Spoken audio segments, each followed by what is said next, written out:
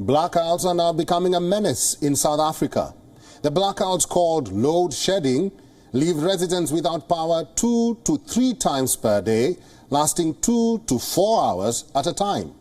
Residents are unable to turn on heaters, cook dinner, or even charge their phones. Here's a story on South Africa's dark days. South Africans are spending their midwinter evenings plunged in darkness and low-tech living. Power outages, known here as load shedding, intensified late last month after strikes erupted at the nation's monopoly energy provider Eskom, leaving coal plants unable to operate or undergo maintenance. Electricity cuts in South Africa are a notorious, years-old problem, but the frequency of power losses, 2 to 3 times per day and lasting up to 4 hours at a time, is the worst since a bleak episode in December 2019, and many people are livid. I see this being a very, very serious challenge. It's like we are back to the apartheid life, you know, whereby we now back to candles, paraffin stoves, gas and all those things. Government should pull their socks up, remove themselves from Eskom, let Eskom being run independently.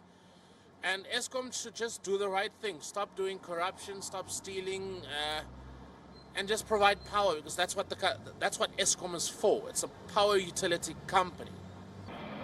The leading economy on the continent, South Africa relies on coal to generate more than 80% of its electricity. The country has plenty of coal, but most of its plants are aging, need repair, or are scheduled to be decommissioned in the coming decades. Our logistics system is anyway under pressure.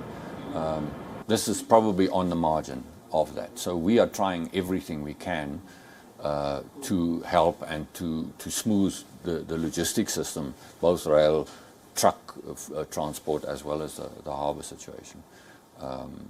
And it is under strain, there's no doubt about it, but we have been able to manage it. The wage dispute that compounded the crisis concluded with Eskom employees accepting a 7% increase. The public entity is already laden with debt and struggling to recover from years of alleged mismanagement and corruption, which made it a key entity investigated during a 4-year public inquiry into statecraft. In April, the company warned the country could see as many as 101 days of load shedding this year due to breakdowns. You know, there's no life without electricity. Houses are cold. We don't cook.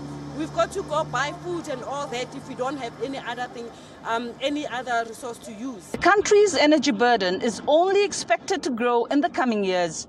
Power demands could triple by 2040 as transportation and other industries move to electrification. Without rapid investment, load shedding will remain a fixture. This is Kalden Olmo from Johannesburg, South Africa